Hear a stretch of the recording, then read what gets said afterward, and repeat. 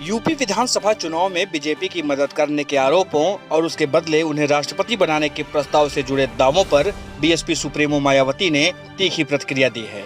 Bahujan Samaj party supremo Mayawati ने रविवार को एक कार्यक्रम में इन आरोपों का तीखा जवाब दिया। मायावती ने आरोप लगाया कि बीजेपी और आरएसएस ने उनके समर्थकों को गुमराह करने के लिए ये झूठ फैलाया है। अगर उत्तर प्रदेश विधानसभा चुनाव में बीजेपी को जीतने दिया जाएगा तो बहन जी को राष्ट्रपति बनाया जाएगा।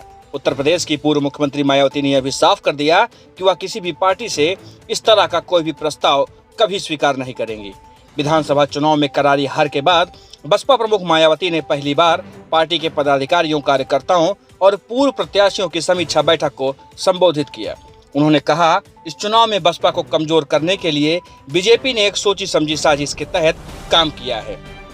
मायावती ने चुनाव में हार का कारण बताते हुए कहा कि बीजेपी ने अपने संगठन राष्ट्रीय स्वयंसेवक संघ के जरिए हमारे लोगों में यह गलत प्रचार कराया कि उत्तर प्रदेश में बसपा की सरकार नहीं बनने पर हम आपकी बहन जी को देश का राष्ट्रपति बनवा देंगे, इसलिए आपको भाजपा को सत्ता में आने देना चाहिए। उन्होंने कहा, राष्ट्रपति बनना तो दूर की बात है, वह इस बारे में सपने में भी नहीं सोच सकती हैं। बसपा प्रमुख ने कहा, इनको यह भी मालूम है कि बहुत पहले ही काशीराम ने उनका यह प्रस्ताव ठुकरा दिया था और मैं तो उनके पदचिन्हों पर चलने वाली उनकी मजबूत शिष्या हूँ। उन्होंने कहा कि जब काशीराम ने यह पद स्वीकार नहीं किया तो भला फिर वह यह पद कैसे स्वीकार कर सकती हैं।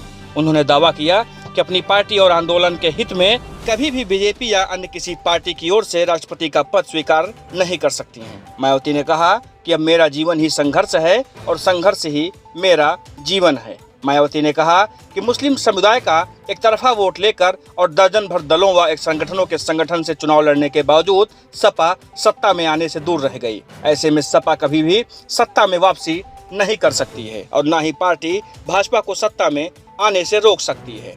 अब मुस्लिम समाज के लोग सपा को वोट देकर पछता रहे हैं। मुसलमानों की कमजोरी का सपा बार बार फायदा उठा रही है, इसीलिए दिशाहीन लोगों को सपा के शिकंजे से बाहर निकालने के लिए पार्टी प्रयास पुनः करेगी। चुनाव की मतगणना 10 मार्च को हुई और प्रदेश की 403 सीटों में बसपा को मात्र एक सीट पर जीत मिली, जबकि पिछले वर्ष 2017 के चुनाव में बसपा ने 19 सीटों पर जीत दर्ज की थी। लेकिन इस बार चुनाव आने तक पार्टी के ज्यादातर विधायक समाजवादी पार्टी और भाजपा में शामिल हो गए थे। साल 2007 में मायावती के नेतृत्व में उत्तर प्रदेश में बहुजन समाज पार्टी ने पूर्ण बहुमत की सरकार बनाई थी। इस 2007 के चुनाव में बहुजन समाज पार्टी को काफी सफलता मिली थी। बहुजन समाज पार्टी ने सोशल इंजीनियरिंग का प्रयोग करके प्रत्याशियों को टिकट दिया था। इसके बाद बसपा पूर्ण बहुमत से उत्तर प्रदेश की सत्ता पर काबिज हुई थी। लेकिन इस बार मायावती का ये फार्मूला काम नहीं आया और उनके सारे प्रत्याशी चुनाव में हार गए। उत्तर प्रदेश में अकेले उमाशंकर सिंह बहुजन समाज पार्टी से विधायक चुने गए।